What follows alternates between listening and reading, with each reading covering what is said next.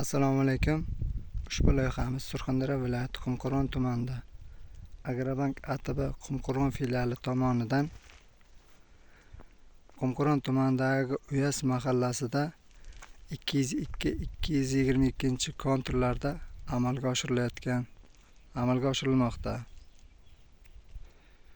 Bu yerda jami 10 gektar maydonga 20 ta fuqaroga 50 sotikdan joy ajratib berilib, bugungi kunda ekspert variant Bulg'or qalampiri yubileyni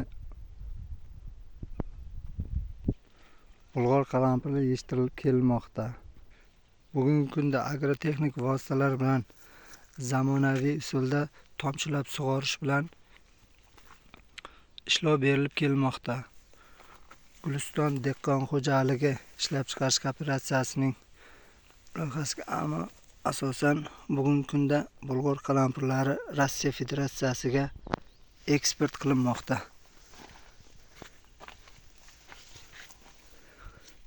Bugungi kunda Bulg'or qalampir hosillari yetishib qolgan.